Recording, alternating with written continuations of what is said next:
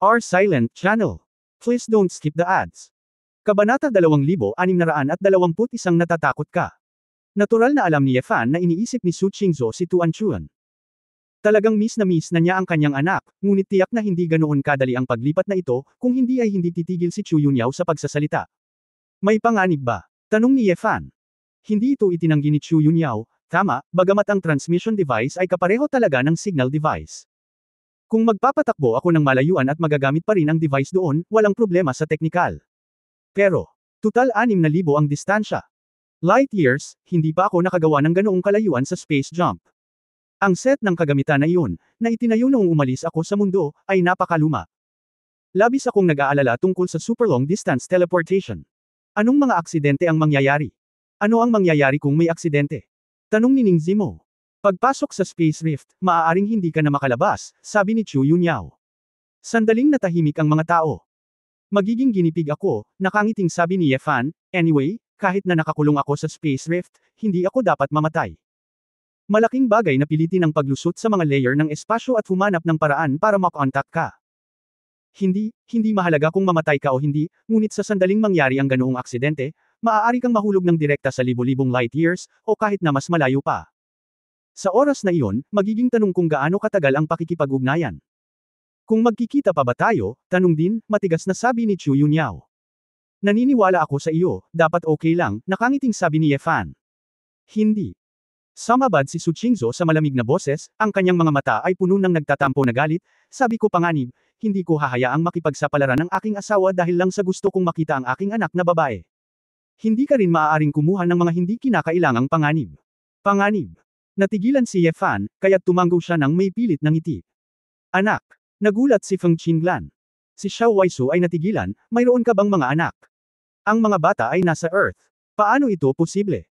Ano ang nangyayari, hindi ba't ipinanganak kayong lahat sa Honghuang?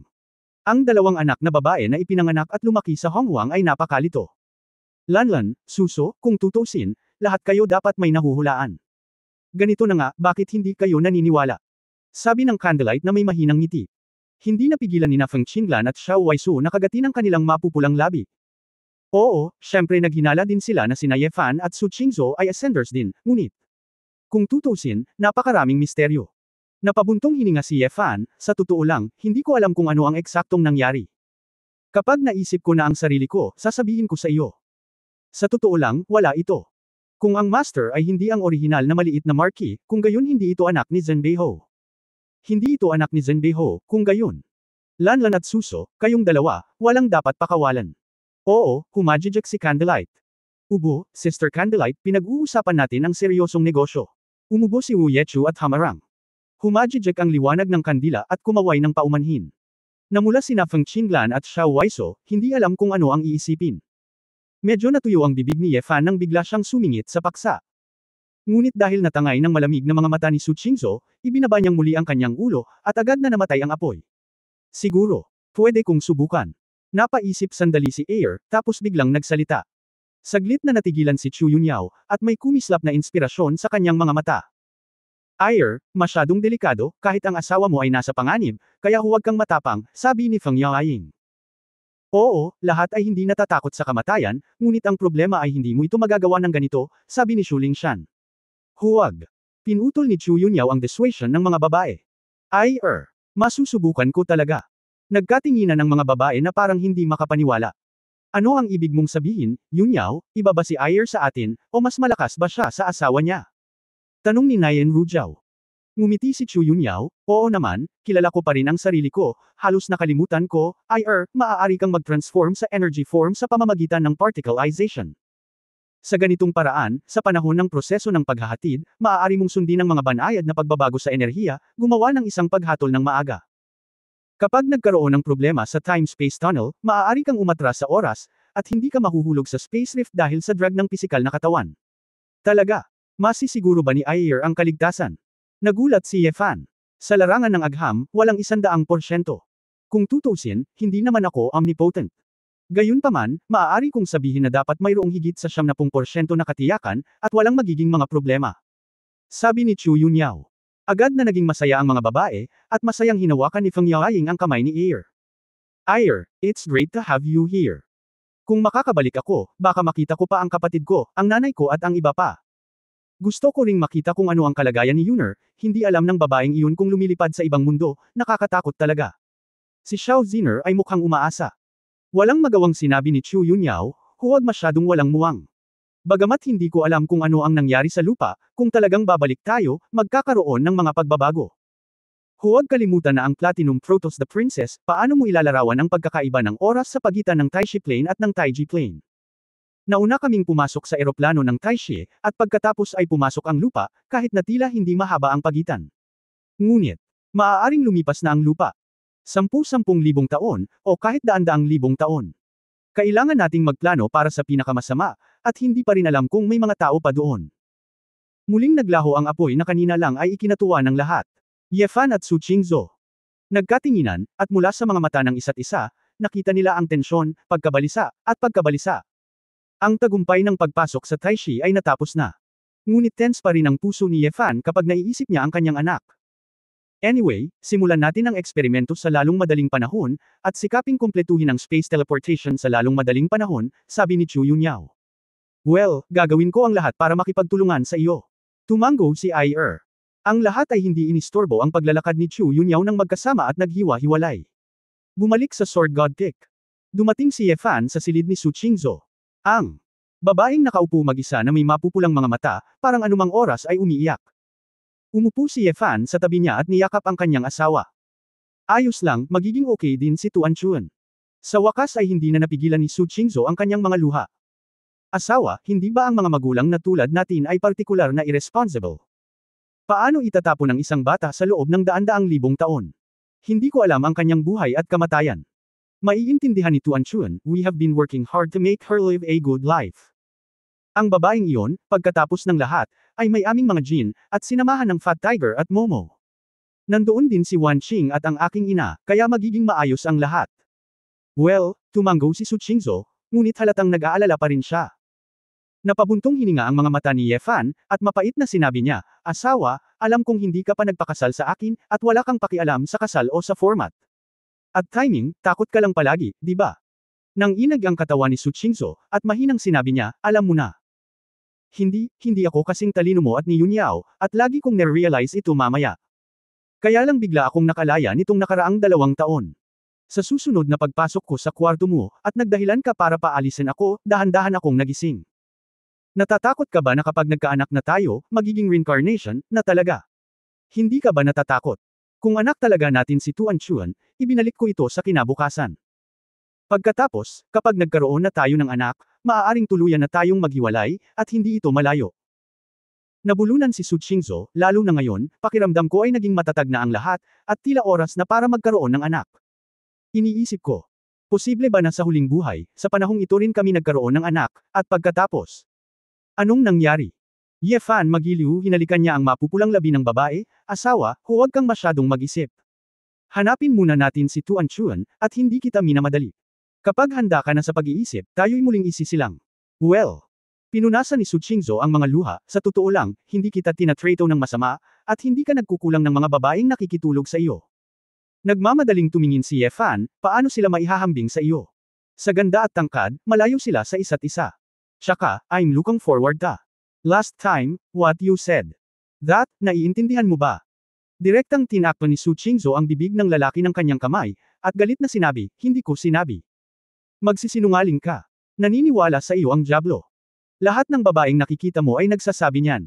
Si Ye Fan ay labis na naagrabyado at inilayo ang kamay ng babae. Maaaring matuto ang langit at lupa mula sa iyo, taos puso ako sa aking asawa, ngunit walang makakapantay. Talaga? Tanong ni Su Qingzhou na may kalahating ngiti, kung gayon.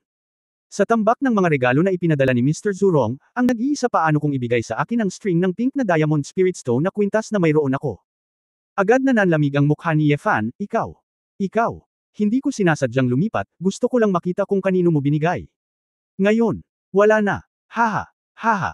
Asawa, napakakulit mo. Si Ye Fan ay malabo ng ngumiti, tumayo at inakay Yu walk out of the room.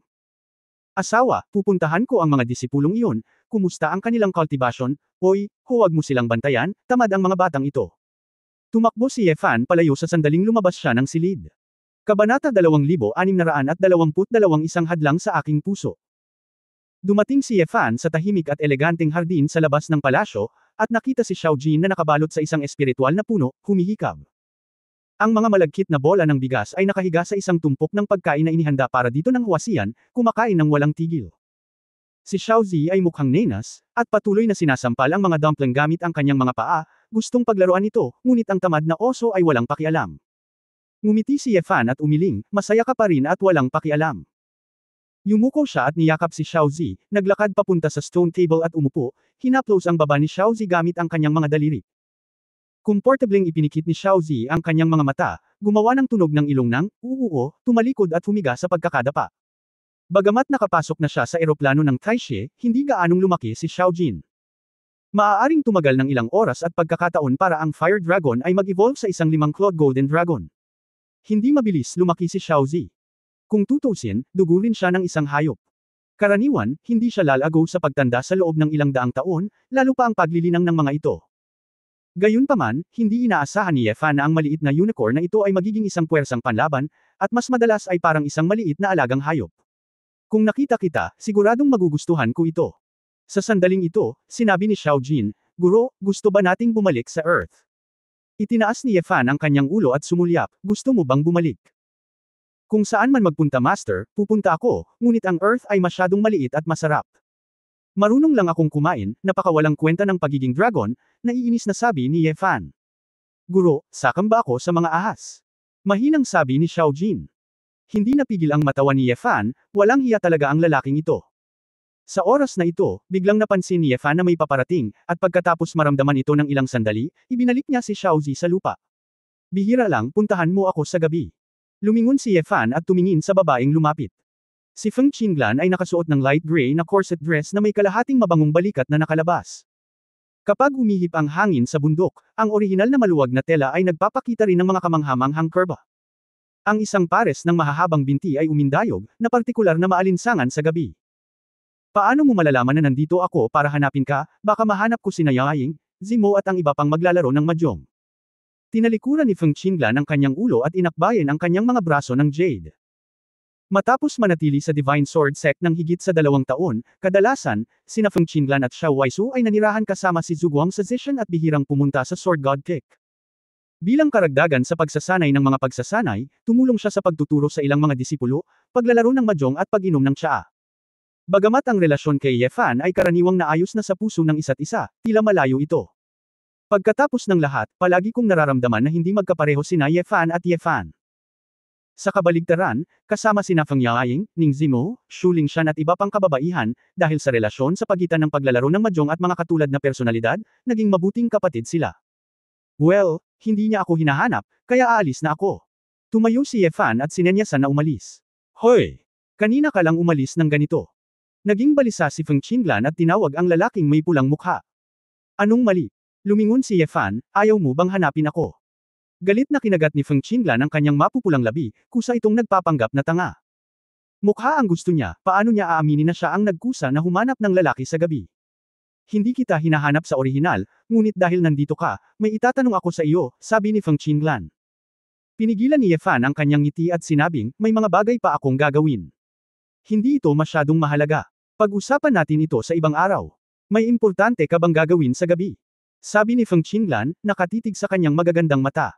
Siyempre meron, inimbitahan ako ni Har na pumunta sa Wild at humanap ng kapanapanabik na gagawin, kailangan kong pumunta sa appointment, mataimtim na sabi ni Ye Fan. Saglit na natigilan si Feng Qinglan, at nang maunawaan niya, namula ang kanyang mukha. Marumi.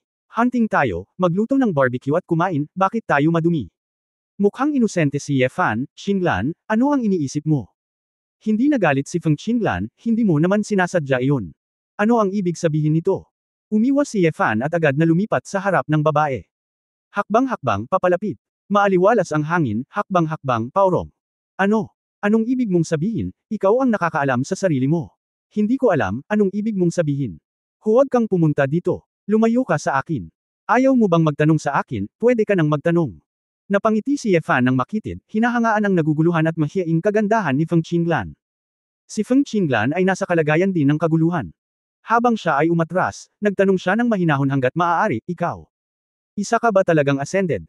Oo, pero hindi. Anong ibig mong sabihin? Nagpakita ako sa mundong ito, ngunit hindi ito isang normal na pag-akyat. Hindi ko alam kung ano ang eksaktong nangyari. Kung gayon, hindi ka ang orihinal na maliit na marquee. Hindi, magkaiba ang katawan at memorya, ako ay ako. Itinikom ni Feng Qinglan ang kanyang mapupulang labi, isang bato ang bumagsak sa kanyang puso, at isang dampi ng kagalakan ang bamalot, bumubulong, hindi nakakagulat. Nahulog ka sa tubig minsan, binago mo ng lubusan ang iyong pagkatao, mayroon kang lakas ng loob na pumunta sa silid-aklatan, at mayroon kang lakas ng loob na tumingin ng direkta sa akin. Napakaganda mo, sinong lalaki ang hindi gustong tumingin sa iyo? Huwag kang sasama, ako, ano ba? Si Feng Qinglan ay nagpakawala ng isang mapanuksong sigaw, ngunit hindi niya napansin na siya ay umatras sa gilid ng bangin ng Sword God Kick. Tumapak siya sa ere at sumandal. Oops, nakakahiya. Siya ay nasa isang marangal at banal na estado, ngunit dahil sa pag-ibig sa pagitan ng mga lalaki at babae, ang kanyang kaluluwa ay hindi iniiwan, at ang kanyang utak ay sobrang init na hindi siya makapag-isip ng normal, at siya ay gumagawa ng ganoong hitsura. Hindi man ito mamamatay, o masasaktan man lang, nakakahiya talaga ang eksenang ito. Noong nagpaplano si Feng Qinglan na bumalik sa bundok mula kay Yufeng, nalaman niyang napipikon na si Ye Fan. Si Ye Fan ay direktang humakbang pasulong, inilagay ang kanyang mga braso sa baywang ng babae, at tumalon mula sa bangin kasama niya. Hindi alintana ang nagulat na babae na nakadilat ang magagandang mata, ibinaba ni Ye Fan ang kanyang ulo at hinalikan ito. Nahulog ang dalawa sa hangin. Saglit na nanigas si Feng Qinglan, at unti-unting nanlambot. Ngayong gabi, dumating si Ye Fan sa kanlurang bundok ng Wanhua Valley. Sa eleganteng bahay kung saan maaliwalas ang hangin, hindi ako lumabas magdamag. Kinaumagahan, kontentong lumabas ng kwarto si Ye Fan. Napakagandang alalahanin ang lasa ng kagabi at ngayong umaga. Ang kaibahan sa pagitan ng karaniwang pagiging aloof ni Feng Qinglan, ang saloobin ng reyna sa larangan ng digmaan, at ang libu-libong pagmamahala ng pribado, ay talagang nagbigay sa mga lalaki ng pakiramdam ng tagumpay. Ang espiritual na kasiyahan ay isang ganap na naiibang kaharian. Master, kailangan mo bang maligo at magpalit? Dinala ni Zhuguang si Bikung Chan at nakangiting nagtanong. Ikanaway ni Ye Fan ang kanyang kamay, hindi, mas mabuting pumasok ka at makita si Xiao Lanlan, maaaring kailanganin niyang maligo ng mabuti upang mabawi ang kanyang sigla. Kung tutuusin, wala siyang karanasan noon, at sa pagkakataong ito ay nagkaroon siya ng kaunting pinsala at kailangan niyang bumawi. Ngumisi ang kandila at tumango. Oo, dapat hayaan ng alipin na gumaling si Lanlan sa lalong madaling panahon, at makipag-usap sa kanya ng higit pa para mas mapagsilbihan niya ang Panginoon sa hinaharap. Pinunasan ni Ye Fan ang kanyang lalamunan, huwag kang magulo, malapit na itong matapos, mukhang hindi ako seryoso. Ang alipin at kasambahay ay hindi nangangahas na mag-isip ng ganoon, mukhang masunurin at masunurin si Zhuguang. Sa sandaling ito, lumapit si Xiao Waisu at laking gulat niya nang marinig niyang, nasugatan, si Feng Qinglan. Nasugatan si Lanlan. Nag-aalala siya at tumakbo papasok nang hindi nagtatanong. Lanlan, saan ka nasaktan? Ako, ayos lang ako. Sabi mo ayos ka lang. Dumudugo ang kama mo. Pinigilan ni Ye Fan ang kanyang ngiti at hinayaan ang candlelight na alagaan ang kanyang sarili. Lumayo ka muna. Walang jiazi sa kabundukan. Para sa karamihan ng Divine Sword Sect, mabilis na lumipas ang buhay. Magsanay, matuto mula sa isa't isa, magsama-sama paminsan-minsan, at kahit na lumabas upang makipagpalitan ng mga karanasan. Bago ko namalayan, isa pang kalahating taon ang lumipas. Gayunpaman, medyo matigas ang pakiramdam ni Ye Fan at ng mga babae sa kanilang mga puso. Kahit na talagang nag-e-enjoy sila, palagi nilang iniisip ang space portal. Sa wakas, isang araw pagkatapos ng kalahating taon, nagpadala si Chu Yunyao ng mensahe ng direkta mula sa laboratorio. Ang transmission device na nakakonekta sa Earth, matagumpay ang eksperimento. Kabanata 2623 ang mga pagbabago ng buhay. Xiao Yaoyao, sigurado ka bang okay lang? Huwag mong hayaang mawala ang IR ko. Tumayo si Ye Fan sa tabi ng transmission device at tumingin ng mabuti, nag-aalala kung aling tornilyo ang maluwag kahit na walang nakitang mga tornilyo. Hindi mo maintindihan, kung ano ang suriin, itigil ang pagpapanggap. Inabot ni Chu Yunyao at itinulak ang lalaki, huwag mong ipagpaliban ang huling paghahanda ko. Marahang hinawakan ni IR ang mukha ng lalaki at nagkusa na magpadala ng matamis na halik. Huwag mag-alala, nakilahok ako sa 11 pagsubok. Sa pagkakataong ito, sinabi ni Yunyao na ang mga parameter ay na-adjust ng tama, at 70% sigurado ako, kaya hiniling ko sa lahat na magsama-sama. Napabuntong hininga si Ye Fan, kaya, mas maraming tao at mas maraming kapangyarihan. Kung walang IR sa pagkakataong ito, hindi na tayo makakabalik at makita. Inilibot ni Su Qingzhou ang kanyang mga mata sa kanya mula sa likuran, ikaw ang baalang gumawa ng mas maraming baluktot na dahilan, pagkatapos ay maaari kang magdala ng higit pang mga kagandahan mula sa lahat ng antas ng buhay at mga talento sa tahanan sa hinaharap. Ngumisi si Ye Fan at sinabing, hindi yan ang ibig mong sabihin, Mrs., masyado kang maraming iniisip. Matapos mag-chat ng ilang sandali, natapos ni Chu Yunyao ang huling paghahanda. Ang paglitaw ng orihinal na kapangyarihan ay nagpapataas ng kahusayan ng conversion ng enerhiya, kung hindi, maaaring hindi ito matagumpay. Tumayo si Chu Yunyao sa console, pumasok sa command, at nagsabi, "Okay, ang ika-12 eksperimento, magsimula." Tandaan ang sinabi ko, kung matagumpay mong maabot ang lupa, ipasa kaagad ang aparato ng komunikasyon na ibinigay ko sa iyo, na papanahong feedback. Kapag naisara na ang portal, aabutin ng libu-libong taon bago bumalik ang mensahe. Tumango si Ayer, at sa naghihintay na tingin ng lahat, pumasok siya sa itim na portal. Bagaman ang buong teleportation device ay tila hindi partikular na magarbong, ito ay isang itim na spherical na istruktura. Gayunpaman, ang malawak na halaga ng teknolohiyang nakapaloob dito ay ganap na hindi maintindihan ng lahat ng naruroon. Sa pamamagitan ng sibilisasyon ng Ether at Arca, napaunlad ni Chu Yunyao ang agham at teknolohiya sa isang bagong antas. Ang globo ay hindi umiikot sa napakabilis na bilis, ngunit ang enerhiya sa loob ay nagpapakita ng napakataas na dalas ng aktibidad sa iba't ibang komplikadong paraan. Walang partikular na kahangahangang liwanag, sa sandaling lumitaw ang isang putok ng puting liwanag, at nawala ang figure ni Ayer. Patuloy na kumikislap ang puting liwanag. Napabuntong hininga ang karamihan, naghihintay ng tugon. Beep, isang signal receiver ni Chu Yunyao ang nagbukas ng pulang ilaw. Tapos na. Nagmamadaling tanong ni Ye Fan. Huminga ng mahabang hininga si Chu Yunyao at tumango. Tuwang-tuwa ang lahat at nag-high five sa isa't isa. Ang mga mata ni Su Qingzhou ay basa sa pag-asa. Kung gayon, paano si Ayer? Nagmamadaling nagtanong si Ye Fan, hindi na siya makakabalik ngayon. Sinabi ni Chu Yunyao, sa ngayon, maaari ko lang ipadala ang lahat doon, ngunit pagbalik ko, kailangan ko pa ring magdala ng kagamitan. Pagkatapos bumalik sa Earth, muling itayo ang mga kagamitan doon.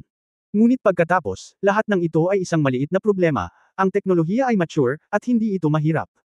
Kung gayon, pumunta tayo doon mabilis, huwag hayaang maghintay si Sister Ayer ng mag-isa, hinimok ni Shilanyo.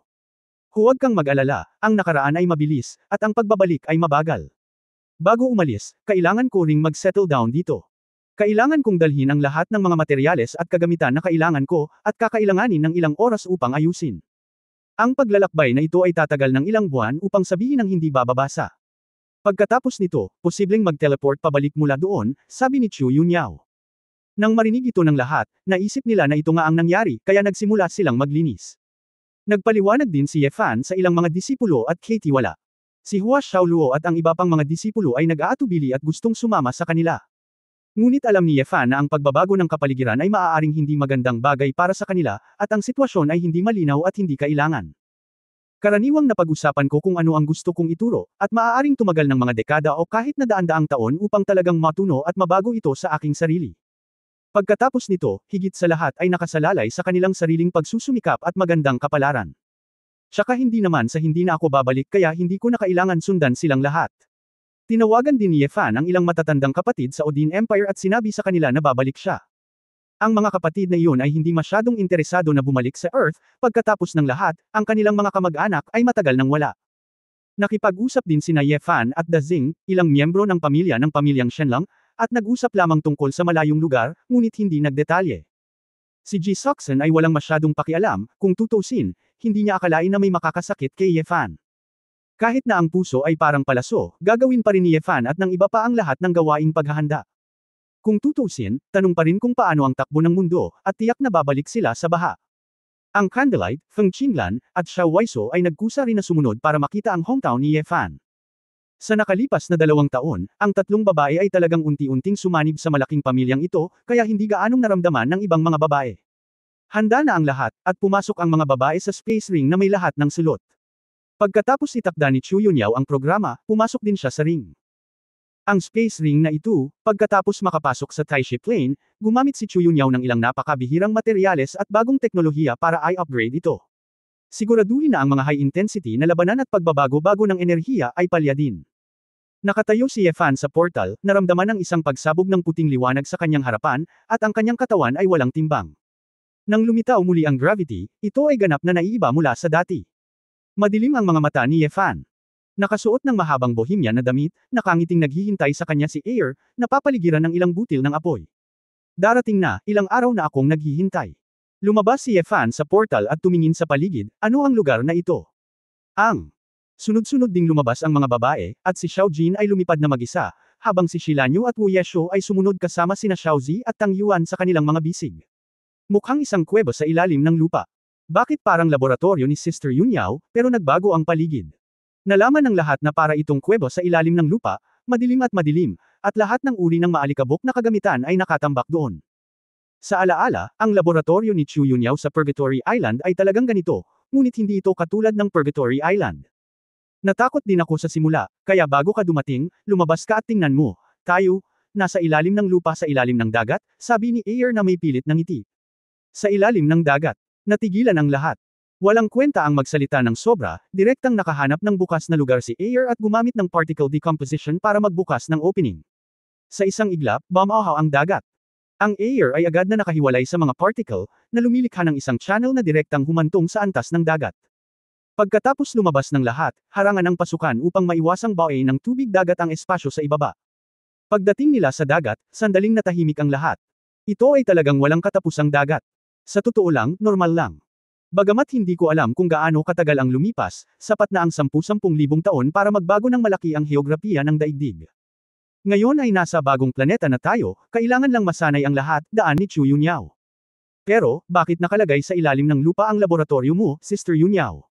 Nagkataon lang ba? Tanong ni Sheila nyo. Dapat ay isang taong kilala natin ang sadyang nagpo-protekta dito, ngunit maaaring masyadong mahaba, at umalis na rin sila, haka-haka ni Chu Yunyao. Baka si Tuan Chuan. Nagningning ang mga mata ni Su Qingzhou. Sa pagtingin sa alikabok sa ibaba, ang espasyong iyon ay dapat na naiwan ng mahabang panahon, at ito ay inabandona sa loob ng maraming taon. I think kahit ginawa talaga nila, malamang wala na sila sa Earth, sabi ni Elle. Matapos marinig ito, huminahon din si Su Qingzhou at sumimangot. Huminga ng malalim si Ye Fan, kahit na ganito pa rin ang amoy ng hangin, dito. Gaya ng inaasahan, ang kapangyarihan ng primordial power ay lumaganap dito. Tayo'y. Huwag mo nang pag-usapan iyon, maglakad-lakad tayo upang maunawaan ang kasalukuyang kalagayan ng sibilisasyon sa mundo, at pagkatapos ay isipin kung paano makahanap ng isang tao. Kabanata 2624 na Phoenix Goddess. Para kay Ye Fan at sa iba pang nakasanayang maglakad sa ilang, ang lupa ay tila napakaliit ngayon. Lumipad ako ng ilang lap sa buong mundo, halos lahat sila nakatalikod, at kalahating araw lang. Pagkatapos ng malakarpet na paghahanap, sa wakas ay natanto ni Ye Fan at ng iba pa na ang planetang ito ay hindi na ang mundong kanilang tinitirhan. Una sa lahat, ang aktibidad ng plate ay nagdulot ng malaking pagbabago sa lupain. Ang orihinal na mga kontinente at karagatan ay nagbago ng hindi na makilala, at ang pamamahagi ng mga tao ay ganap na naiiba. Pangalawa, marahil dahil sa mga pagbabagong dulot ng primordial power at ang kasaganaan ng iba't ibang yaman ng cultivation, ang sibilisasyon ng paglilinang sa buong mundo ngayon ay maunlad. Makakakita ka ng mga sekta at cultivation na paaralan sa lahat ng dako, at ang mga dumadaan ay dumarating at umalis, mas marami o hindi gaanong nagsasanay. Gayunpaman, tila ang lupa ay nagpatupad din ng mahigpit na mga batas, at hindi ito naging napakagulo dahil sa pagtatanim. Ngunit pagkatapos ng lahat, ito ay isang planeta batay sa mundo ng Tai Chi. Kahit na may kapangyarihan ng primordial, ang pundasyon ng paglilinang ay hindi pa rin sapat. Marahil ay naramdaman ni Ye Fan na napakaraming tao sa mundo ang nasa kaharian ng langit, at ang mga lugar kung saan matatagpuan ang mga taong ito ay ilan sa mga pinakamagandang geomantic na kayamanan sa mundo, kaya makikita na ang kanilang katayuan ay hindi pangkaraniwan. Kung tutuusin sa hininga ng mga taong ito, karamihan sa kanila ay mga inapo ng angkan, at tila may likas na bentahe pa ang bloodline. Hindi ito natagpuan ni Ye Fan sa banal na kaharian. Hindi ibinubukod na ang ilang mga tao ay itinago ang kanilang paglilinang, ngunit ito ay dapat na hindi malamang na magkakaroon. Ito ay talagang medyo normal.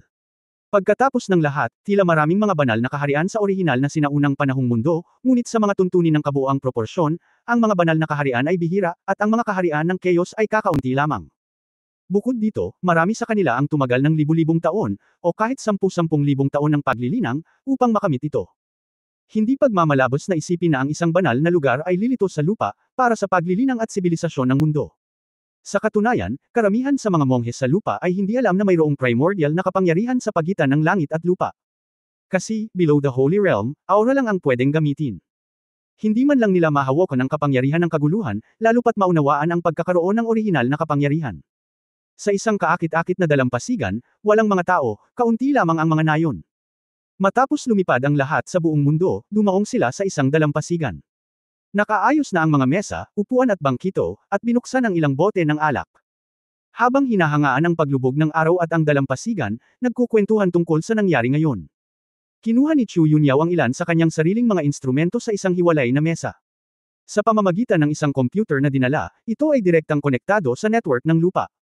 Actually, katulad ng simula.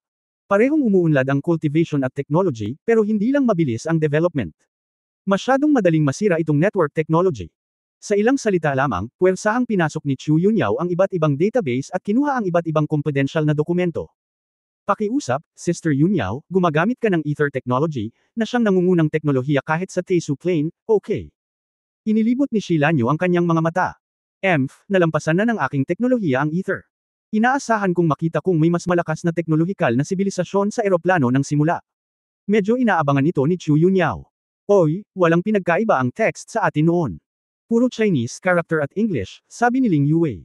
Hindi ba magtatagal, ilang taon na ba? Nagmamadaling tanong ni Feng Yaoying.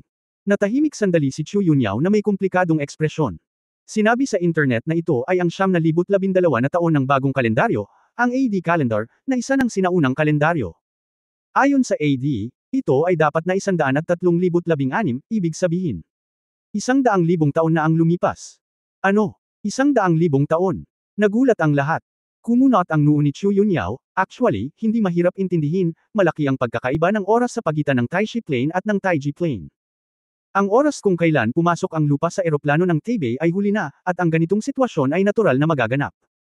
Bukod dito, dahil sa epekto ng orihinal na puwersa, ang iba't ibang magulong alon sa oras at espasyo, ang tiyak na oras ay hindi maaaring tumpak na kalkulahin. 10,000 taon, 100,000 taon, lahat ay posible. Sabi ko sa'yo, maghanda ka. Ang magagandang mata ni Su Qingzhou ay nagpakita ng bakas ng gulat at pagkalito, kung gayon. Tuan-tuan. Yeah. Hinawakan ni Fan ang mabangong balikat ng asawa, nakasimangot, Yunyao, sigurado ka bang tama ka? 100,000 taon na ang nakalipas, paano magkatulad ang mga salita? At ngayon lang din natin nakita, sa buong mundo, ang mga gusali, cultural landscape, at mga damit na isinusuot ng lahat ay katulad ng kung ano tayo noon. Paano kaya na sa loob ng 100,000 taon, topography lang ang nagbago? Ang mga tao ay dapat tumingin sa lahat ng uri ng kakaiba, at ang estilo ng arkitektura ay dapat na lubos na nagbago, tama. Ang mga problema mo ay makikita sa kasalukuyang kasaysayan ng sangkatauhan. Sinabi ni Chu Yunyao, at inilipat ang isang piraso ng kasaysayan ng tao sa lahat. Bibigyan kita ng pangkalahatang buod ng kasalukuyang kasaysayan. Ito ay nakasulat tulad nito. Humigit kumulang 100,000 taon na ang nakalilipas, ang mga ninuno ng sinaunang lupa, pagkatapos na labanan ng isang dayuhan na pagsalakay, ay nagdulot ng matinding polusyon sa ibabaw. Ang kapaligiran, lupa, at mga pinagmumulan ng tubig ay puno ng radiation. Ang daigdig ay hindi na mabubuhay, kaya ang Earth Federation noong panahong iyon ay lumikha ng isang istasyon ng kalawakan na umiikot sa mundo sa lunar orbit. Ang Annular Space Station na ito, na tinatawag na Tinder Crown, ay may iba't ibang elite at biological specimens ng mga tao na ipinadala sa Space Station. Tinatawag ng kasaysayan ang panahong ito na Dark Exile. Sa 10,000 taon na sumunod, ang lupa ay naging baog na planeta, at lahat ng sibilisasyon ay natabunan ng mga pagbabago sa crust. Ang mundo ay muling isinilang sa mahabang panahon na ito. Hanggang 20,000 taon na ang nakalilipas, ang lahat ng mga mapagkukunan ng istasyon ng espasyo ay kulang. Ang pinakamatapang na grupo ng mga elite ng tao ay sumakay ng isang Prometheus spaceship, bumalik sa Earth, at itinayong muli ang sibilisasyon. Eto na, biglang sumimangot si Chu Yunyao, na may pagtataka sa kanyang mga mata. Anong meron? Sister Yunyao. Yunyao, anong nakita mo? Lahat. Nabighani sa kanilang narinig. Nang makita ang pagkamangha ni Chu Yunyao, hindi nila maiwasang mapatingin dito. Nang makita nila ang teksto na itinuro ni Yunyao, ang mga ekspresyon ng lahat ay napakaganda. Ang may hawak ng espada. Ang grupong ito ng mga dakilang tao na pioneer na nanguna sa sangkatauhan pabalik sa Earth at nagtatag ng sibilisasyon ay tinatawag na Sword Bearers. Ang unang muog na itinayong muli sa Earth na pinangalanang Inferno. Ang nagtatag, ang pinuno ng lalaking may hawak ng espada. Phoenix Goddess, Do Yuner. Nagkatinginan sina Ye Fan at Su Qingzhou, at parehong nakita ang pagtataka at pagkabalisa sa mga mata ng isa't isa. Kung ganoon kataas ang katayuan at lakas ni Yuner, nangangahulugan ito na malamang na maayos si Tuan Chuan. Gayunpaman, nangangahulugan din ito na itong 10,000 taon dito, si Tuan Chuan ay nagkaroon ng problema. Diyos ko! Ang babaeng ito, si Yuner, ay hindi ka panipaniwala, siya ang nagtatag ng kasalukuyang sibilisasyon sa Earth. Ang aking nakababatang kapatid na babae, na ipinanganak na may puso ng isang bodhisattva, ay hindi pangkaraniwan na gumawa ng ganoong bagay. Bilang karagdagan, siya ay labis na nahuhumaling sa isang tao, normal na kunin ang eskrimador. Napatingin si Xiao Ziner kay Ye Fan. Mukhang napakataas ng kanyang katayuan sa kasaysayan at sinasamba na parang Diyos, na may lahat ng uri ng pangalan. Ina ng lahi ng tao, tagapagligtas, Diyos ng Nirvana. Phoenix Goddess, lang ang pinakakaraniwang pangalan. Si Wan Qing ay mayroon ding pamagat na Goddess of Wisdom, dahil ang agham sa Earth ay karaniwang itinatag niya. Hindi nakakagulat na maaari silang magtayo ng isang istasyon ng kalawakan na maaaring mabuhay ng 10,000 taon. Tila naaalala pa rin ni Wan Qing ang maraming teknolohiyang ether. Nasa kanila ang mga mapagkukunang naiwan natin. Kung maayos silang magtanim, normal na mabuhay ng daan-daang libong taon. Ang hindi paglipad ay itinuturing na isang napakahimala na bagay. Nasaan na sina Yuner at Tuan Chun? Hinanap ni Chu Yunyao at walang magawang sinabi, nahuli tayo ng 19,000 taon. Kabanata 2625 mukha siyang solid. Anong ibig mong sabihin? Hindi ba dapat? Ang mga babae. Mukhang nag-aalala, pagkatapos ng lahat, si Yuner at ang iba pa ay maaaring hindi umakyat, kaya maaaring dahil ito sa hindi sapat na pagtatanim, at ang habang buhay ay magiging isang problema. Si Yuner ay itinatag sa Earth. Pagkatapos ng sibilisasyon, kinuha niya ang may hawak ng espada at umalis sa lupa. Ayon sa online na impormasyon, naghahanap siya ng iba pang mga tirahan ng tao, ngunit hindi alam kung ano mismo ang nangyari. Pinaghihinalaan ko na maaaring nakarating na sila sa cultivation base at nakatagpo mahirap sabihin na pinaparusahan ng langit ang pag-akyat. Kung hindi ka pumailan lang noon, maaaring may kinalaman ito sa malalaking pagbabago sa mundo. Sa ngayon, mukhang maayos na ang lahat ni Yuna. Pagkatapos ng lahat, ang mga larawang iniwan nila 19,000 taon na ang nakakaraan ay ganito. Nagpakita si Chu Yunyao ng group photo sa lahat. Sa sandaling lumitaw ang larawan, hindi napigilan ni Yefan at ng mga babae na magkaroon ng mainit na mga mata, at maging sina Feng Yaing, Nayan Rujao at iba pang kababaihan ay umiiyak. Nasa harap ito ng isang stone tablet na may nakasulat na, Inferno. Isang grupo ng mga pamilyar na figure ang nakatayo doon para sa isang group photo. Sina Du Yuner, Nie Huyo, Ji Wanqing, Tita Jiang, Mumumo, Wang Zihan at Jiang Xiaobai, Void Winia at Sisli, ang tahimik na mangkukulam, at iba pang mga magsasaka sa Earth. Mukhang hindi na tumatanda si nanay, dapat dahil sa kanyang paglilinang. Ang babaeng ito na si Mumo ay malamang na nag-cultivate din, kung hindi ay naging matandang babae na siya. Napaka-sexy at mature niyang tingnan sa larawang ito. Si Yuner at Wan Qing ay hindi gaanong nagbago. Si Tita Jiang ay talagang hindi madali, ang kanyang buhok ay pumuti. Bakit hindi bumangon sina Wang Zihan at Jiang Xiaobai, sila ay masyadong tamad. Bakit ang babaeng ito na nagngangalang Ji Wanqing ay eksaktong kapareho ng nakababatang kapatid ni Yefan? Naguguluhan si Feng Qinglan at ang iba pa. Habang nag-uusap ang lahat, kinakabahang sinabi ni Su Qingzhou, bakit wala si Tuan Chuan sa larawan? Sa katunayan, napansin ito ng lahat, at sa sandaling ito ay natahimik silang lahat. Nandito lahat sina Nanay, Yuner, at Wan Qing, kaya tiyak na paprotektahan nila si Tuan Chuan. Nagmamadaling inaliw siya ni Yefan para hindi na masyadong mag-alala ang babae. Kakaiba, wala rin si Fat Tiger at Momo. Baka kinuha sila ni Tuan Chuan sa lupa. Hulaan ni Wu Yeshu. Namilog ang mga mata ni Su Qingzhou, at bumulong siya sa mahinang boses, sa huling pagkakataon na nakita ko si Tuan Chuan, partikular kong sinabi kay Momo at Mantou na sundan siya para protektahan ang kanyang kaligtasan. Kaya kung mawawala si Tuan Chuan, tiyak na magiging ganoon din si Fat Tiger at Momo. Mawala o pumunta sa isang lugar ng magkasama. Bago tayo umakyat, ayos lang si Tuan Chuan. Kung may mangyari, dapat pagkatapos nating umakyat, sabi ni Shu Lingshan na nakakunot ang noo. Sa internet, parang walang balita tungkol kay Tuan Tuan. Ibig sabihin, malaki ang posibilidad na nawala si Tuan Tuan bago pumasok ang Earthling sa Tinder Crown Space Station.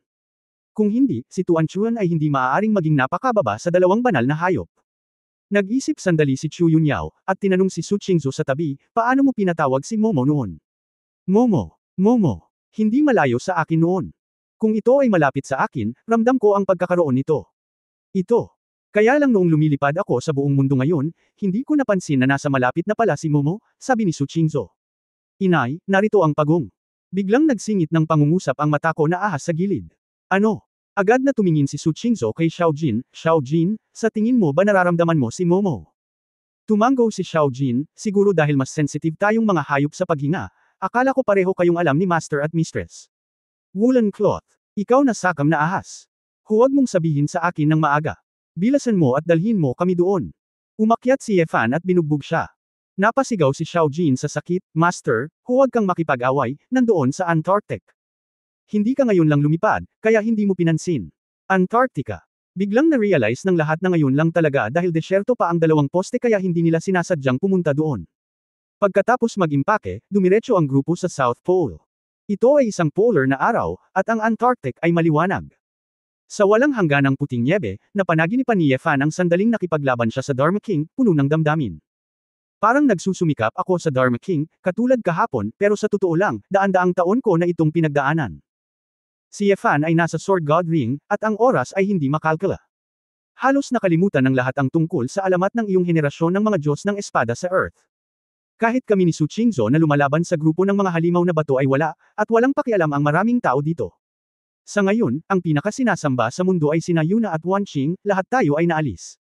Sa pamamagitan ng internet, mas mabilis ding naunawaan ni Chu Yunyao ang kasalukuyang mundo. Bagaman hindi ito isang bagay na maaari naming kontrolin, ngunit si Yuner at ang iba pa ay talagang nagsumikap. 100,000 taon na, at tiyak na dumanas sila ng maraming hinaing at paghihirap. Asawa, kapag nahanap mo na si Yuner, ingatan mo ang sarili mo. Bayaran mo siya.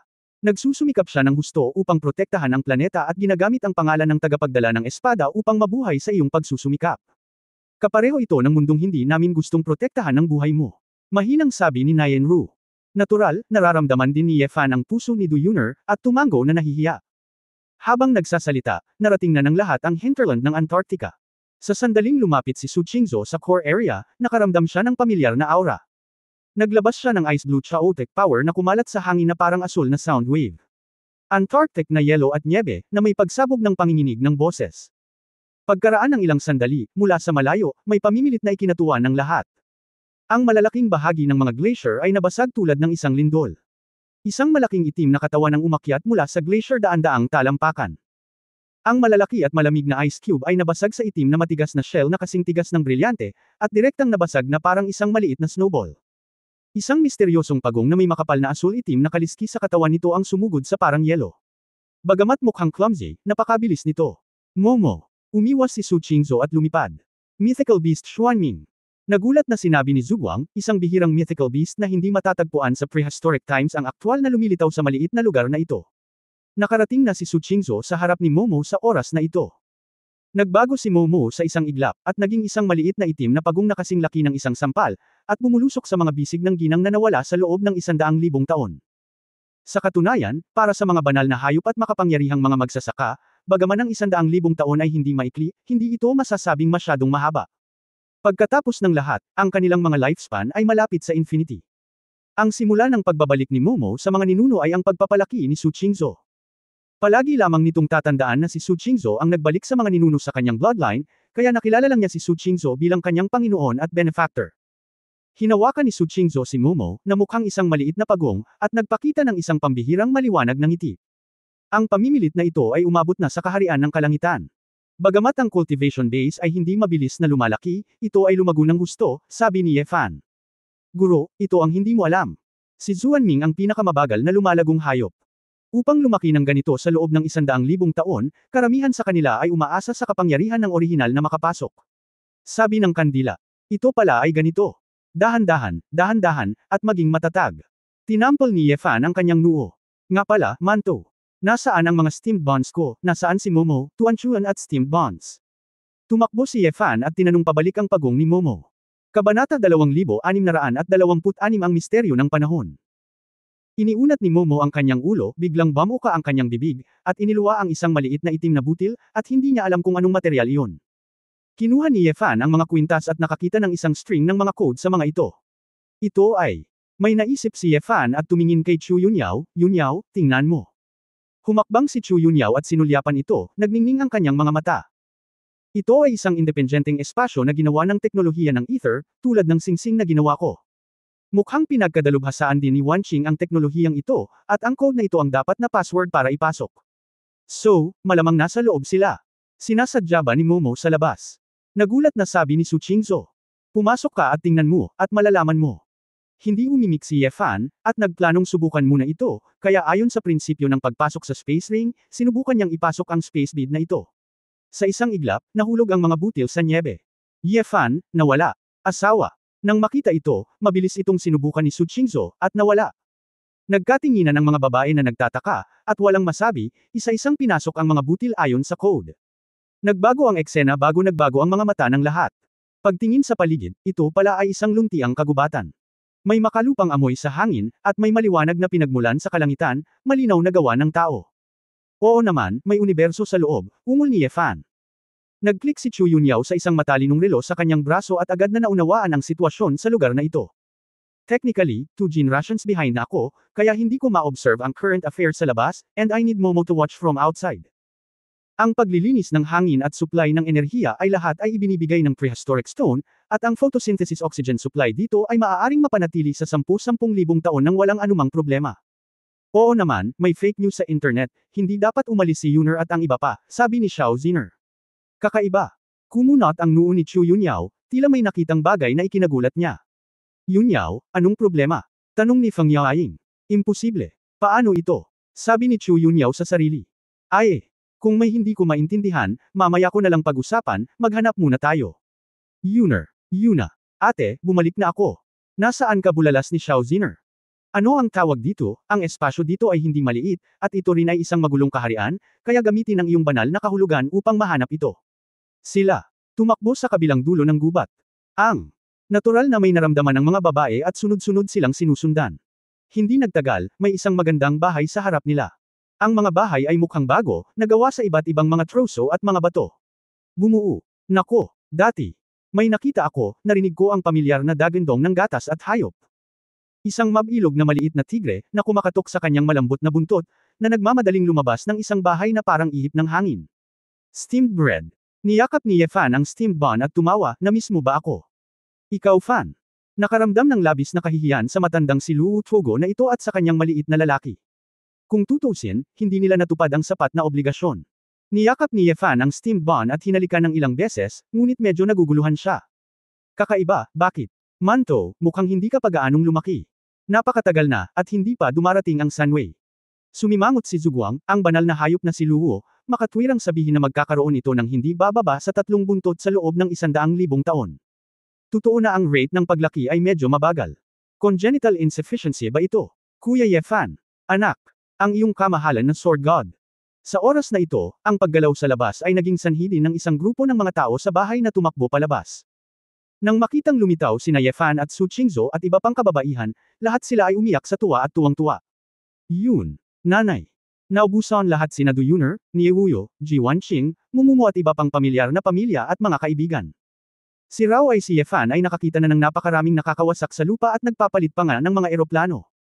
Makikita na itong mga taong ito na higit na nag-aalala sa kanyang puso ay hindi maiwasang mamula. Tumakbo si Ye Fan at isa-isa silang niyakap. Sa huli, diretsyong niyakap ang lahat. Woo! Anak! Anak, buhay ka pa! Ang galing! Sa wakas ay nagkita na rin si nanay. Brother Ye Fan. Lagi akong naniniwala na buhay ka pa. Niyakap din ni Mumumu si Su Qingzhou, sister. Sa kabutihang palad, ayos ka lang. Iniisip ko pa rin ang araw na lilipad ako at hahanapin ka. Si Tita Jiang at Ji Wanqing ay tumatawa rin at umiiyak sa tabi nila. Matapos ilabas ang kanyang emosyon, pinunasan ni Su Qingzhou ang gilid ng kanyang mga mata, tumingin kay Mumumu, at pagkatapos ay lumitaw ang isang bakas ng pagdududa sa kanyang mga mata. Anong nangyayari, Mumu, ikaw? Bakit mas bata ka sa mga larawan? Ate, anong ibig mong sabihin? Bata ka pa. Bakit parang 16 o 17 taong gulang ka, Shuwei? Kaya mo bang bumangon kapag matangkad ka? Sa katunayan, ang lahat ay nakaramdam ng kaunting kakaiba sa sandaling ito. Dahil, sina Du Yuner, Nie Wuyo at iba pa, tingnan. Hindi katulad ng mga larawan. Ang mga pamilyar na mukha na ito, isa-isa, ay tila hindi nakaranas ng 100,000 taon, at walang pakiramdam ng mga pagbabago sa larawan. Sa kabaligtaran, tila ito ang kanilang nakita bago sila lumipad, at hindi rin nagtagal. Kakaiba, Yuna, ikaw din. Hindi ba't nanatili ka sa Tinder Crown sa loob ng 10,000 taon at pinangunahan ang sangkatauhan na muling itatag ang sibilisasyon? Paano? Pwede ka bang maging katulad ng dati? Ikaw ba talaga ang Phoenix Goddess na sinasamba nila? Tiningnan ni Xiao Ziner ang kanyang inosenteng mukhang nakababatang kapatid at hindi makapaniwala. Ngunit ang sumunod na reaksyon ni Du Yuner at ng iba ay nagpasindak kay Ye Fan at sa iba pa. Ate, anong kalokohan ang sinasabi mo? Anong 10,000 taon? Mahigit 20 taon pa lang tayo dito. Matapos umakyat sina Sister Yue at Sister Zimo, mahigit 25 taon na lang sila ngayon. Saan ito nanggaling? Sa libu-libong taon, bakit ganito ang tingin mo sa amin? Puno ng inosente at pagkalito ang mukha ni Du Yuner. Ano? 25 years na lang simula nung umakyat tayo. Hindi makapaniwala si Ning Zimo. Oo, di ba? Iba ka ba pupunta sa atin? Kakaibang tanong ni Du Yuner. Yuner, sigurado ka bang tama ang naaalala mo? Tumingin si Ye Fan kay Du Yuner, na ang cultivation ay halos hindi umabot sa kaharian ng langit, at ang kanyang puso ay tumitibok. Brother Ye Fan, paano ko maaalala ang ganitong uri ng bagay na mali? Ito ay hindi 10,000 taon, ngunit 20 taon lamang. Gaano man kalubha ang aking memorya, hindi ako maaaring magkamali. Pagkatapos ng dalawang pag-ikot, sa pagkakataong ito ay lumabas ka, at bumalik kayong lahat sa Earth. Hindi ko kailangang magsumikap para pumailan lang, lahat ay makakasama muli, masayang sabi ni Duyuner. Nagtinginan si Yefan at ang mga babae sa isa't isa nang may pagkadismaya. Sumimangot si Ji Wanqing at sinabi sa malinaw na boses, Brother Yefan, may problema ba sa labas? Bakit nagsasalita ka tungkol sa 10,000 taon? Wanqing, hindi mo ba napansin na may mali? Hindi mo ba inilatag ang pundasyon para sa siyentipikong sibilisasyon sa Earth sa labas? Tanong ni Su Qingzhou.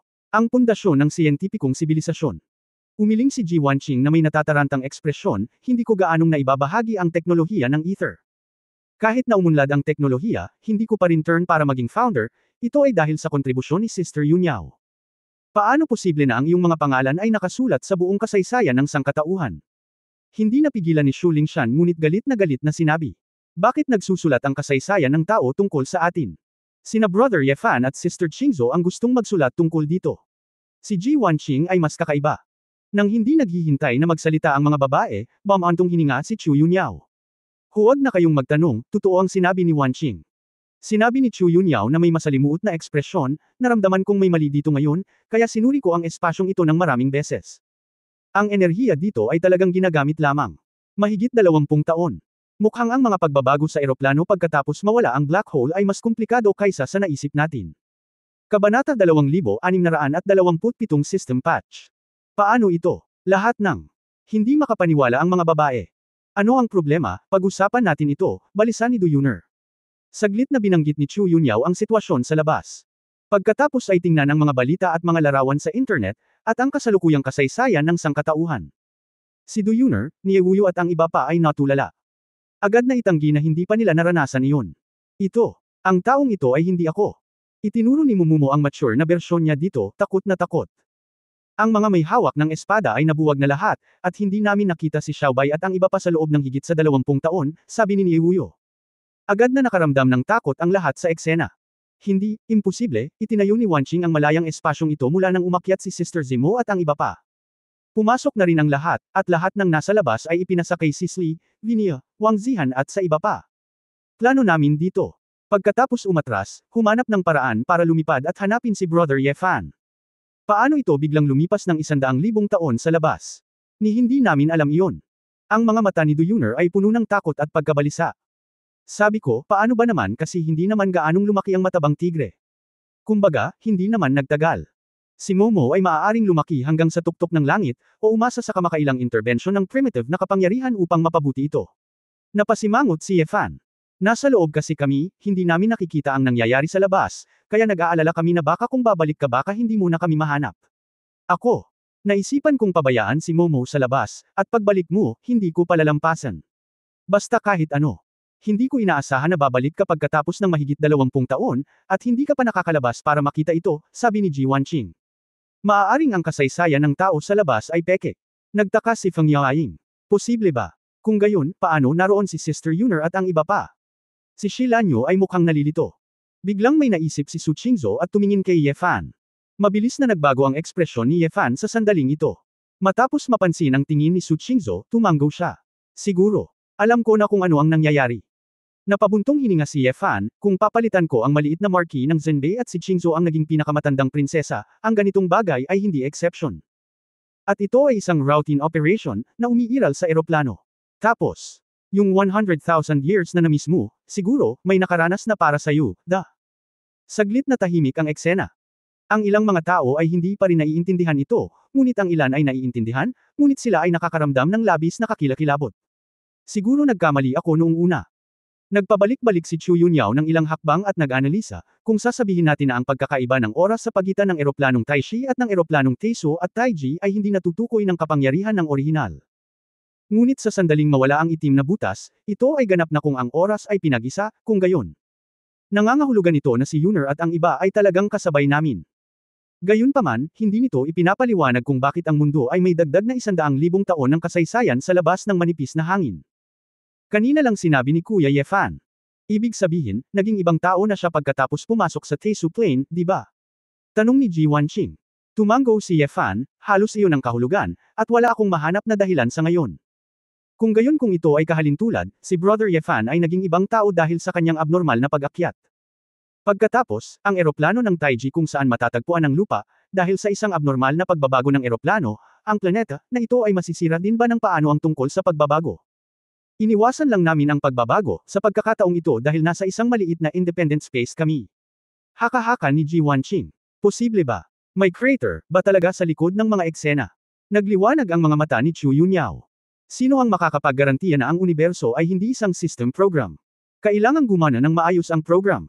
Kapag may nangyaring bug, hindi ba kailangan itong ayusin? Sabi ni Ji Wanqing. Ibig mong sabihin, ang 100,000 taong kasaysayan ay isang patch, para gumana ng maayos ang sistemang ito sa bagong eroplano. Ang ilang uri ng puwersa ay gumagamit ng iyong impormasyon para maging maayos ang lahat. At kami ang bathala na ito ay malamang na mapalad na magtago sa espasyong ito, kaya ang tirang impormasyon, na hindi nalinis. At ang munting prinsipe tulad ni Ye Fan ay direktang iniwan at nilinis, kaya nawala siya ng hindi maipaliwanag. Sina Chu Yunyao at Ji Wanqing, kapag mas nag-uusap kayo, mas nasasabik kayo. Hindi maiwasan ni Ye Fan na isipin na ayon sa teorya, ang mga haka-haka ng dalawa ay may ilang batayan. Dahil ayon sa Taishi Plane, ang mga masters ng Hongmeng ang lumikha ng mundo. Sa teorya, mayroong isang kapangyarihan ng mas mataas na nilalang na maaaring baguhin ang lahat ng uri ng mundo. Ngunit, ano ang tuntunin sa likod nito? Walang tiyak na ebidensya, tanging haka-haka lamang. Wala akong pakialam sa lahat ng ito. Paano ang Tuan Chuan, inay, nasaan ang aking anak? Tumingin si Su Qingzhou sa paligid, ngunit hindi niya makita ang bata. Isang bakas ng pagkakasala at kalungkutan ang lumitaw sa mukha ni Niewuyo. Qingzhou, inay, pasensya na. Nay, anong ibig mong sabihin, anong nangyari kay Tuan Chuan? Lumubog ang puso ni Su Qingzhou at namutla ang kanyang mukha. Malaki ang pagbabago sa ekspresyon ni Ye Fan. Nay, ano ang nangyari? Hindi maibuka ni Niewuyo ang kanyang bibig, ngunit sinabi niya ng basang-basa ang mga mata, walang silbi si nanay. Hindi ko inalagaan ng mabuti ang bata. Brother Ye Fan, Sister Qingzhou, ang sitwasyon ni Tuan Chuan ay komplikado, sa katunayan, wala itong kinalaman kay auntie, sumama ka sa amin. Napabuntong hininga si Ji Wanqing at inakay ang mga tao sa malaking mansyon sa gitna. Actually, noong ginawa ko itong space, ang main purpose din ay para kay Tuan Chuan. Sana may mas magandang lugar para makapagpahinga siya ng ligtas, at para makaretreat at makapagsanay ang lahat. Habang nagsasalita, lahat ay pumunta sa isang laboratorio sa loob. Sa gitna ng isang device na katulad ng isang biological warehouse, isang maliit na chubby na babae ang tahimik na nakahiga sa loob. Tuan Chuan. Tuwang-tuwa si Ye Fan nang makita niya ang pamilyar na maliit na figure, at biglang nanginig ang kanyang puso. Hindi tama. Bakit napakaliit ng grupo? Si Su Qingzhou at ang iba pang mga babae ay puno rin ng hindi paniniwala. Tuan, ano ang problema? Noong umalis ako, naging malaking babae siya, paano kaya? Pinigilan ni Su Qingzhou ang kanyang mga luha at tumayo sa tabi ng biological warehouse, tinitingnan ang mahimbing na natutulog na bata. Maraming linya at tubo ang konektado sa katawan ni Tuan Chuan, na sinusubaybayan ng mga physiological sign at nagbibigay ng mga sustansya. Tuan. Kinatok ni Feng Yaoying ang biological warehouse, ngunit hindi tumugon si Tuan Chuan. Sister Yaoying, huwag kang kumatok, si Tuan Chuan ay mahimbing na natutulog, kung hindi mo siya ginaisang, hindi siya majagising, sabi ni Ji Wanqing. Nakuha ni Niewuyo ang kanyang mood sa oras na ito at mahinang sinabi, Ye Fan, Qingzhou, mahigit 20 taon na ang nakakaraan, biglang nagsimulang maging makakalimutin si Tuan Chuan. Siya ay madalas na mas maraming isip bata, at wala siyang pakialam sa maraming mga bagay na nangyayari. Naalala ko. Hindi lang iyon, ngunit sa nakalipas na 20 taon, ang kanyang katawan ay unti-unting lumiliit at lumiliit, mula sa isang malaking babae, sa isang babae, at unti-unting naging isang bata. Ano ang dahilan? May sakit ba? O ano? Nag-aalalang tanong ni Ye Fan. Umiling si Ji Wanqing, wala akong mahanap na espesipikong dahilan, ang lahat ng ito ay biglang nangyari. Gayunpaman, matapos lumiit ang katawan ni Tuan Chuan sa antas na ito, hindi ito patuloy na lumiit. Nag-aalala lang ako na baka lumiit tuloy ang utak niya, kaya pinapasok ko siya sa biological warehouse, gusto kong maghanap ng lunas, at pagkatapos ay hayaan siyang magising. Nag-aalala rin kami kay Tuan Chuan, kaya dito kami nagbabantay. Bukod dito, gusto rin naming umakyat sa lalong madaling panahon, pumunta kay Brother Ye Fan, at sabihin sa iyo ang tungkol sa sitwasyon. Talagang nag-aalala kami sa kamatayan. Kumunat ang noo ni Duyuner. Malalim na sumimangot si Ye Fan, nag-isip tungkol dito saglit, at hindi napigil ang umungol, ibig mong sabihin. Normal na lumaki si Tuan Chuan noong una, ngunit mahigit 20 taon na ang nakalipas, bigla itong lumiit. Mahigit 20 taon na ang nakararaan, pwede ba? Tumingin si Ye Fan kay Su Qingzhou, asawa, hindi ba dapat ikaw ay muling magkatawang tao at muling ipanganak, hindi ba? Saglit na natigilan si Su Qingzhou, sa pag-aakalang pareho ang oras, pagkatapos, Tila ito ay talagang nangyari sa parehong oras. Kakapanganak pa lang ng nanay ko, paanong matanda na ang anak ko? Talagang hindi makatwiran.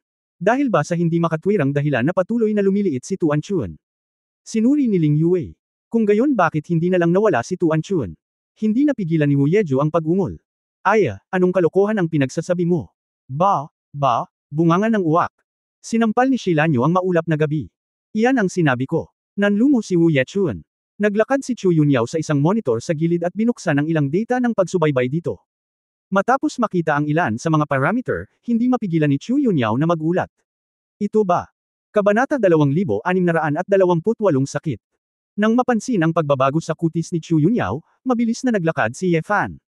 Bilang isang doktor, mabilis ding nakuha ni Ye Fan ang ilang mga parameter na hindi tama. Vestibular neuritis. Imposible. Paano ito? Si Su Qingzhou ay nababalisa. Asawa, ano ang ibig mong sabihin, may karamdaman ba si Tuan Chun? Mukhang nalilito si Ye Fan, lumakad siya ng ilang hakbang pabalik-balik, patuloy siyang bumubulong sa sarili at umiling-iling. Hindi ito maaaring isang simpleng vestibular neuritis. Napabuntong hininga si Chu Yunyao at sinabi kay Ji Wanqing, na nasa tabi niya, dapat ay nakita mo na ito noon pa man, kaya't pinatulog mo ang grupo, patuloy na sinusubaybayan at naghahatid ng mga sustansya at gamot. Tumango si Ji Wanqing at sinabing may malungkot na mukha, Sister Qingzhou, ang mga sintomas ng vestibular neuritis sa Tuan Chun ay itinuturing na isang pangkaraniwang sakit. Ang ganitong uri ng sakit ay unti-unting magpapadeform sa utak, at ang mga pagbabago ay magiging napakabanayad, kaya ginamit ko ang brain nerve fiber impression ay ginamit upang malaman ang mga resulta.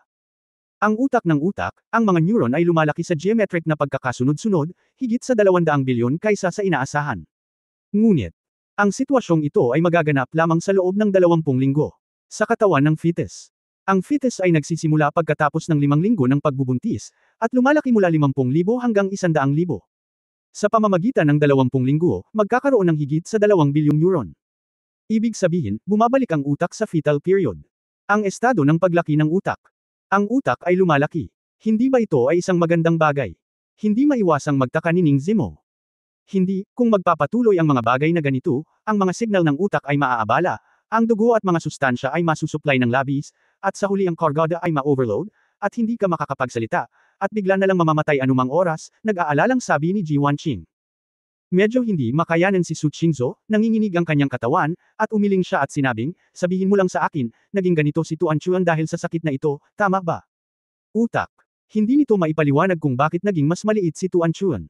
Bilang karagdagan, ang sakit na ito, ay kadalasang side effect ng ilang mga cloned life forms, bulong ni Ji Wanqing. Ay clone. Agad na itinanggi ni Su Qingzhou, imposible. Paano naging clone si Tuan Chun? Mrs., huwag kang matuwa, naniniwala ako na hindi rin clone si Tuan Chun, dahil hindi maipaliwanag ng sakit na ito ang lahat ng sintomas niya ngayon. Nagmamadaling niyakap ni Ye Fan si Su Qingzhou at same time na sinabi, ang kasalukuyang vestibular neuritis ay isang side effect lamang ng proseso ng pagiging mas maliit, at hindi ito ganap na kumakatawan sa clone na buhay. Sabay-sabay tayong humanap ng paraan para malunasan ang sakit na ito. Kung ganoon, mapapagaling ba ito? Kabilang dito ang buhay at kamatayan ng kanyang anak na babae, at ito ay isang larangan na hindi niya maintindihan. Si Su Qingzhou ay bihirang magpanik at hindi manatiling kalmado. Sa kasalukuyan, umiinom si Wanqing ng mga gamot tulad ng neuron inhibitors, na may epekto ng bawasan ang stress. Gayunpaman, ang ganitong paraan ng paggamot sa mga sintomas ay hindi ang ugat na sanhi, sa palagay ko. Kailangan nating humanap ng paraan para gumamit ng mas mataas na teknolohiya o ilang pamamaraan ng paglilinang upang gamutin ito. Ngumiti si Ye Fan at hinawakan ang mukha ng kanyang asawa, huwag kang masyadong mag-alala, isa akong black hole. Kung maaayos ko ito, tiyak na mapapagaling ko si Tuan Chun. Ang pangunahing problema sa Tuan Chun ngayon ay nasa mga gene. Kung kaya nating ayusin ang mga gene at ayusin ang mga bagay, lahat ng problema ay maaaring malutas, sabi ni Chu Yunyao. Tama, kung gusto mong gamutin ang kasalukuyang karamdaman ni Tuan Chun, kailangan mo talagang magsimula sa genes. Ngunit ang mga gene ni Tuan Chun ay napaka-espesyal at napakalakas. Kung gusto mong ayusin mula sa labas, kailangan mo ng pantay na makapangyarihang mga gene upang ayusin. Ang tanging pagpipilian, syempre, ay ang kanyang mga biolohikal na magulang, kung hindi ito magiging posible na may sama sa mga gene ni Tuan Chun, sabi ni Ji Wanqing. Nagkatinginan sina Chu Yunyao at Ji Wanqing at sabay na tumingin kay Ye Fan. Ang mga gene ni Qingzhou ay maayos, ang susi ay nasa iyo. Natigilan si Ye Fan saglit, pagkatapos ay ngumiti at sinabing, ikumpara natin. Di nagtagal, pagkatapos kunin ni Chu Yunyao ang mga gene ni Ye Fan, inihambing niya ang mga ito sa mga gene ni Tuan Chun. 95%. Nagulat ang lahat nang makuha nila ang resultang ito. Bagaman hindi ko mapapatunayan na si Tuan Chuan ay sarili mong anak, talagang napakalapit mo, nakangiting sabi ni Chu Yunyao. Nakahinga rin ng maluwag si Su Qingzhou, at bahagyang uminit ang ekspresyon ng kanyang mukha. Naniniwala si Ye Fan na anak niya si Tuan Chuan. Pagkatapos ng lahat, ang ganitong uri ng banayad na pakiramdam sa pagitan ng mag-ama ay napaka-espesyal. Si Ye Fan ay hindi pa rin nasisiyahan sa pagtutugma ng antas sa kanyang harapan, hindi pa rin ito makakarating sa katumbas na antas ng kanyang biolohikal na ama, maaari ba tayong mag-gene repair? Theoretically, gamit ang genetic recombination technology ng Ether, kung si Tuan Chuan ay nawasak, ang mga genes ni Tuan Chuan ay mabubuo lang mula sa iyo, kaya maaari pa rin itong gumaling. Depende na lang kung maibibigay mo yung kulang sa Tuan Chuan, sabi ni Chu Yunyao. Asawa. Para sa kapakanan ng ating anak, dapat mong pagbutihin ang iyong genetic matching sa lalong madaling panahon. Sa unang pagkakataon, hinimok ni Su Qingzhou ang lalaki na mabilis na magtanim. Hindi alam ni Ye Fan kung tatawa o iiyak, at tumanggo ng paulit-ulit. Kinakalkala ni Chu Yunyao, ang kailangan nating gawin ngayon ay alamin muna ang lahat ng nasirang bahagi ng mga gene ni Tuan Chuan. Pagkatapos ay titingnan natin kung ang mga umiiral na gene sa iyong katawan ay maaaring ganap na ayusin. Ito. Tila ang mga hakbang ay simple lang, ngunit ito ay talagang nangangailangan ng maraming enerhiya at oras, at mayroong isang buong hanay ng mga kagamitan na gagawin. Ate Yunyao, mukhang kailangan na nating lumabas ng ilang tao, at may mga hilaw na materyales na bumalik, at wala pa nga tayong sapat na pondo. Ayon sa labas sa kasong ito, marahil ang aming orihinal na mga ari-arian ay nawala, sabi ni Ji Wanqing na may pilit ng ngiti. Ang lahat ng ito ay maliliit na problema. Si Sister Qingzhou ang kumikita ng pinakamaraming pera. Kung hindi ito gagana, kukunin ko si Xiaoyu upang manakawan ang mayayaman at tumulong sa mahihirap, nakangiting sabi ni Wu Yesang. Hindi nakaimik si Ye Fan, hindi mo na kailangang magpagulo, hanggat ang kultivasyon sa sibilisasyon sa mundong ito, makakakuha tayo ng maraming pera sa pamamagitan lamang ng pagkuha ng isang bagay at pagbebenta nito. Hindi ito maaaring dahil ang aming cultivation base ay mas mataas kaysa sa kasalukuyang mga tao sa lupa. Na nakakagambala sa kaayusan sa iba't ibang paraan, na magdudulot ng kaguluhan sa lipunan at makapipinsala sa ilang ordinaryong tao. Sabihin ko lang, bakit ang laboratorio ni Yunyao ay nakabaon sa ilalim ng malalim na dagat? Lumalabas na ang lahat ay walang kamalayan sa mga pagbabago sa labas, ungol ni Shu Lingshan. Napabuntong hininga si Ye Wuyo, hindi ko talaga inaasahan na pagkatapos ng pag-atres, babaliktad ang mundo. Mabuti na lang at hindi ako lumabas. Halimbawa, sina Vigna at Sisley, hindi nila alam kung ano ang nangyayari ngayon, sabi ni El. Bumantong hininga ang lahat, pinag-usapan lang ang paksa, kahit anong isipin mo, nakakakilabot. Si Su Qingzhou ay nanatili sa tabi ng biological warehouse ni Tuan Chuan at tumanggi na umalis.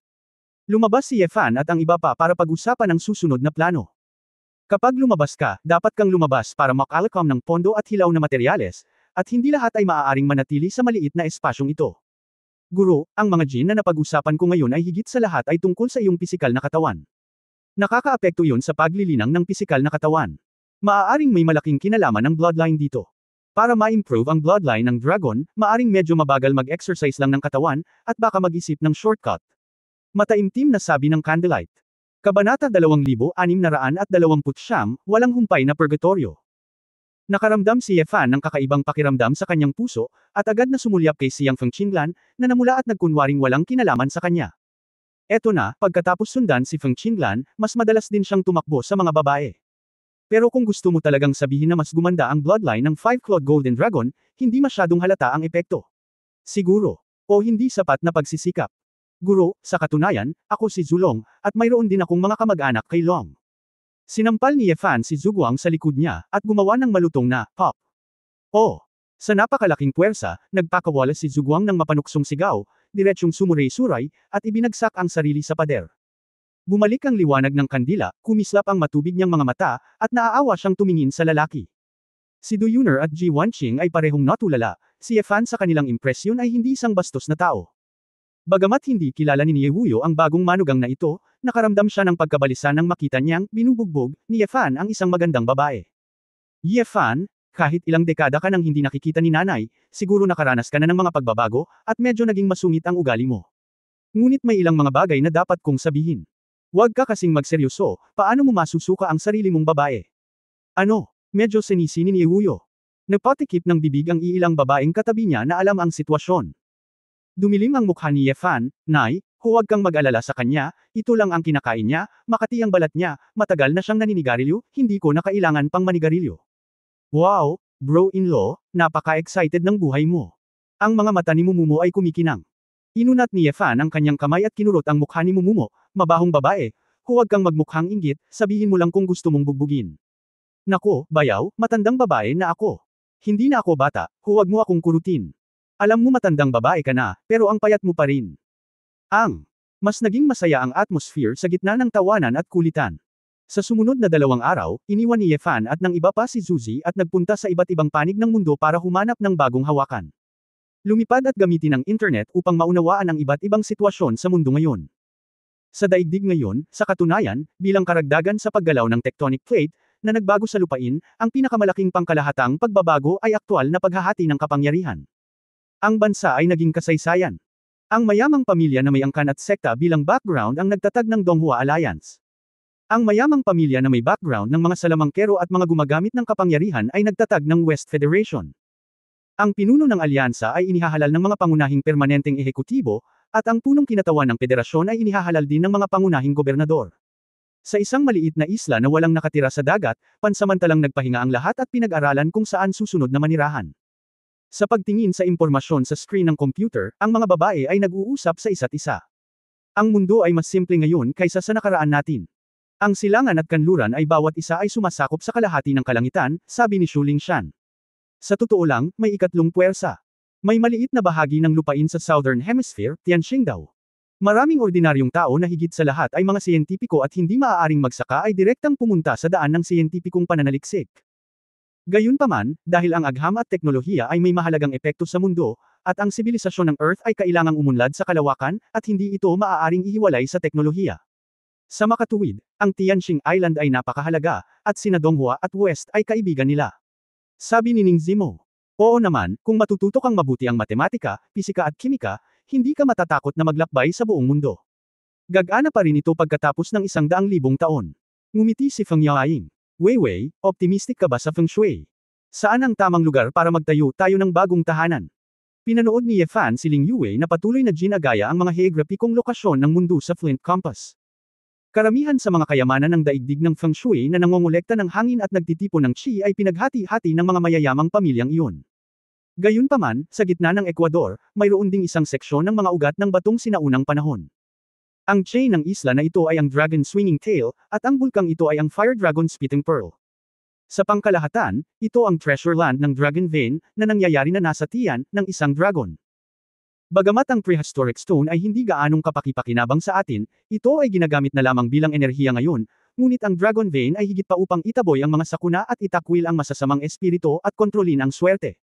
Sa paglilinang, magkakaroon ng iba't ibang benepisyo, at habang tumatagal, mas malaki ang tulong sa ating lahat. Okay, yun lang. Pero itong Dragon Vein, hindi ba nakikita ng iba? Paanong walang tao? Nagtataka si Yefan. Dahil ang lugar na ito ay puno ng volcanic lava at napakalason na gas, kahit na para sa mga nagsasaka ng duotian, ito ay napakahirap, at imposibleng manatili ng mahabang panahon. Binigyan din ito ng pangalan ng mga tagalupa, Uninterrupted Purgatory, na nagmula sa kahulugan ng Most Bitter Hell, sa Buddhism. Paano ito, may kaugnayan ba ito sa atin? Napakurap si Ling Yue at ngumiti. Haha, kung wala ang Purgatory Island, padalhan mo ako ng walang katapusang purgatorio.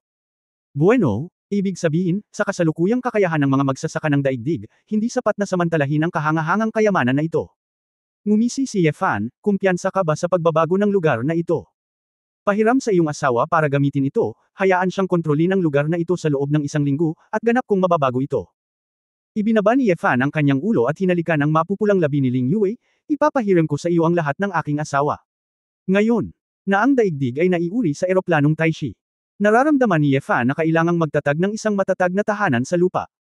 Una, maaari itong gamitin bilang likuran, walang panganib, at pangalawa, may mga emosyonal na kadahilanan, pakiramdam ko ay nasa bahay ako.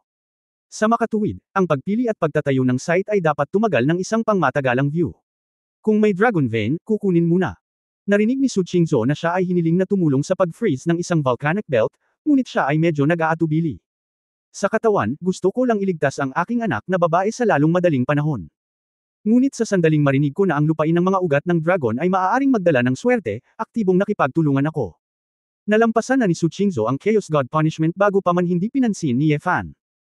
Hindi alam ni Yefan kung ano ang batas ng kaguluhan na nauunawaan ng babae, ngunit pagkatapos na makita siyang nagbagong anyo sa isang misteryosong kaluluwa ng yelo, nag-freeze siya ng 1,000 milya, at direktang ginawang dagat ng mapait na yelo ang buong mataas na temperaturang purgatorio.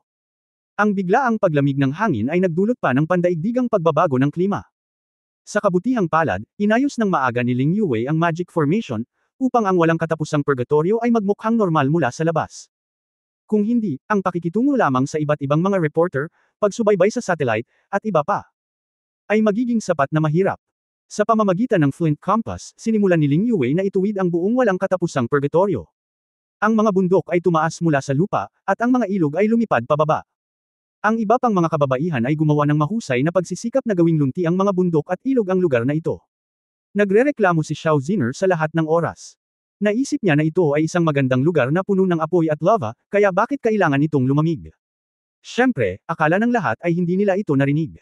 Kung tutusin, ang magkapatid na Phoenix ang makayanin ang ganitong uri ng purgatoryong kapaligiran.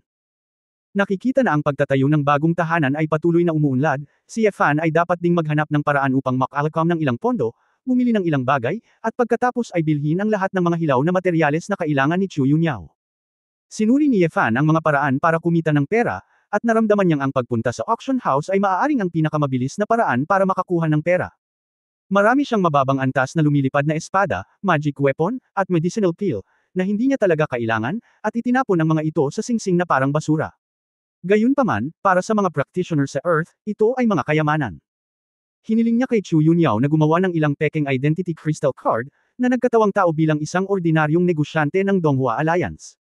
Sa pag-alis, gusto ni Yefan na isama si Du Yuner. Kung tutusin, ilang taon na rin siyang hindi nagkita, kaya gusto niyang bumawi at mahalin ang magandang dalagang ito. Ngunit sina Shilanyu at Wu Yesho, na matagal nang nasuffocate, ay kailangang sumama sa kanila at maingat na tuklasin ang bagong mundong ito. Walang magawa si Yefan.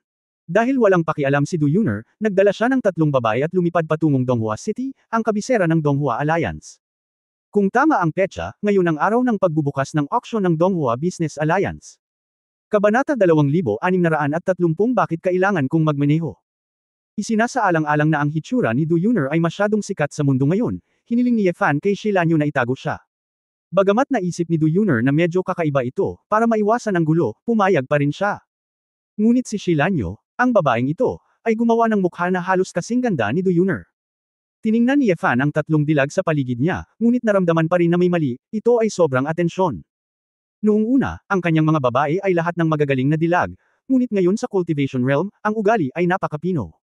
Sa sandaling nasa mundo, madaling maakit ang isang malaking bilang ng mga eyeballs. Sa makatuwid, mahigpit na hiniling ni Yefan na ang 3 babae ay gumawa ng kaunting disguise, ngunit pigilin din ang kanilang hininga at bawasan ang kanilang hitsura sa halos 70% ng kanilang karaniwang hitsura. Gustong-gusto ng mga babae ang kagandahan, kaya natural na nag-aatubili sila, ngunit iginiit ni Yefan na kailangan nilang gawin ito. Napaisip ang mga babae, tinatayang hindi gusto ni Yefan na tinititigan sila ng ibang mga lalaki sa lahat ng oras, kaya magseselo siya, kaya mas komportable siya. Medyo masaya si Yefan. Dati, napakadali niyang makilala sa Earth, ngunit ngayon ay hindi na siya mahalaga. Ang Sword God o isang bagay ay matagal nang hindi pinansin. Ang Donghua City ay puno ng matatayog na skyscraper. Ang paglaganap ng sibilisasyon sa paglilinang ay lubos na nagpabuti sa antas ng iba't ibang industriya. Ang mga bahay, kotse, sasakyang panghimpapawid, at infrastruktura sa lungsod ay mukhang mas advanced kaysa sa Earth noong mga panahong iyon. Kabisado ni Yefan ang mapa sa kanyang isip, at lumipad ang 4 hanggang sa punong tanggapan ng auction house sa ilalim ng Donghua Business Alliance. Isa raw itong auction house, pero mas parang luxury super 5-star hotel. Ang isang malaking bilang ng mga sinaunang sasakyang panghimpapawid na bato at napakarilag na hover na sasakyan ay dumaong sa labas ng gusali ng punong tanggapan. Nakangiting bumati ang mga waiter na nakasuot ng magagandang damit sa mga lalaki at babae na bumaba. Karamihan sa mga bumibili at nagbebenta na pumunta sa auction ay nakasuot ng maayos. Brother Yefan, lahat sila ay mga cultivator, bakit kailangan nilang maglakbay sa pamamagitan ng kotse at eroplano? Mukhang nalilito si Du Yuner. Ang 4 sa kanila ay nagmula sa hangin, at hindi sila nang ahas na lumipad ng masyadong mabilis, sa takot na hindi sinasadyang lumipad sa kanilang mga ulo, at maraming sasakyang panghimpapawid sa kalangitan, kaya masama kung may mapatay sila.